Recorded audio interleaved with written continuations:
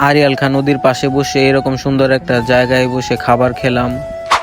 আসসালামু আলাইকুম, কি অবস্থা, কেমন আছেন সবাই? তো আজকে আমরা কোথায় যাচ্ছি সেটা তো দেখতেই পেলেন। প্রথমে আমরা রিক্সা করে চলে যাচ্ছি রায়পুরা রেলগেট, সেখান থেকে আমাদেরকে আবার সিএনজি নিতে হবে।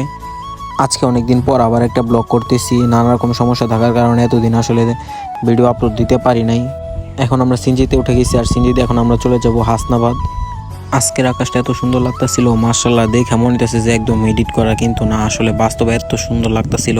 তো ফাইনালি আমরা চলে আসলাম আমাদের সেই আরিয়াল খা ক্যাফেতে। এইটা একদম মেন রোডের পাশেই, তাই আমাদের চিনতে তেমন কোনো সমস্যা হয় না। আর এই জায়গাটা টিকটকে প্রচুর পরিমাণ ভাইরাল হয়েছে দেখছি, সেই জন্য আসলে এখানে আসা। আর রাস্তা থেকে ভেতরে যাওয়ার রাস্তাটা হচ্ছে এইরকম।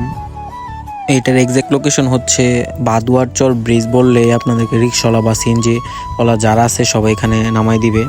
বাইরে থেকে আসলে দেখে বোঝার উপায় নাই যে জায়গাটা আসলে এত সুন্দর। এর ভিতরে না গেলে এর আসল সৌন্দর্যটা দেখা যাবে না।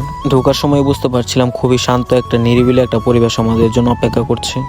আর ভেতরে ঢোকার পর দেখলামও তাই, একদম নিরিবিলি একটা পরিবেশ, মানুষজন একেবারেই নাই, যেহেতু আমরা দুপুরবেলা গেছি। আর এই সেই ঘরগুলা যেগুলোর ভিতরে কাপড়রা বসে আড্ডা দিত, অনেক কিছু করতো।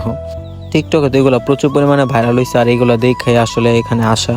কিন্তু এখন দুপুরবেলা যেহেতু কোনো কাপড় টাপড় নাই, তাও দু একজন ছিল দেখছি।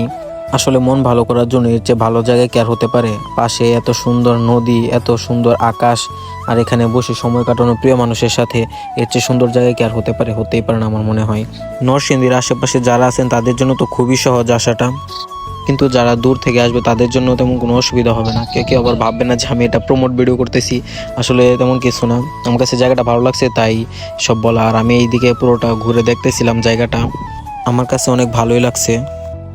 সেই রকম একটা প্লেস, ঘোরাঘুরির জন্য পারফেক্ট। গার্লফ্রেন্ড নিয়ে ঘোরা খাওয়া খাই করা যাবে, সেই রকম।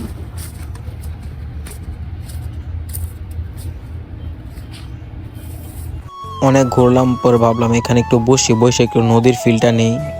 তারপর বসলাম এখানে, বৈশা তো এত সুন্দর একটা ভিউ, এটা পুরো ফিলটা নিতেছিলাম। মন খারাপ থাকলে এরকম একটা সুন্দর জায়গায় আসলে মন তো এমনিতেই ভালো হয়ে যায়। তো ভাবলাম এবার কিছু খাওয়া দরকার, তাই মেনু কার্ড নিয়ে দেখতেছিলাম ওনাদের মেনুতে কি কি আছে। মোটামুটি ভালো কিছুই আসলো, প্রাইসও প্লেস অনুযায়ী একটু দামটা একটু বেশি মনে হয়েছে আমার কাছে। আর একটু কম প্রাইসে হলে ভালো হতো, সবার জন্য রিজনেবল হইতো। আমরা দুইজন দুইটা সেট মেনু অর্ডার করছিলাম, যেটার প্রাইস 250 টাকা করে। অর্ডার দেওয়ার 30 মিনিটের মধ্যে আমাদের খাবার চলে আসছে, যেটা মোটামুটি ভালোই। খাবারের কোয়ালিটি আর কোয়ান্টিটি দুইটাই আমার কাছে অ্যাভারেজ মানের মনে হয়েছে। এরকম নদীর পাশে বসে খাওয়াটা অন্যরকম একটা অভিজ্ঞতা ছিল, খুবই ভালো লাগতেছিল। সেই রকম একটা ভিউ ছিল পাশে, আর নদী প্লাস সাথে খাবার। ভাবলাম সব কিছু দেখাইতেছি, তো আমার দেখানো বাকি থাকবো কেন? তো আমিও আমার একটু দেখাই। এই যে দেখতে যদিও অতটা ভালো না, তারপরেও দেখাইলাম।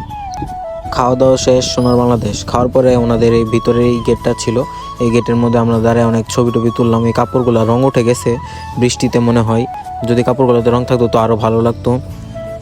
ক্যাফের সামনে রেল লাইন ছিল, তো ভাবলাম যে রেল লাইনে গিয়ে একটু ছবি তুলে আসি, ভিডিও করে আসি। আর আকাশটা এত সুন্দর লাগতেছিল যে ছবি না তুলে পারলাম না।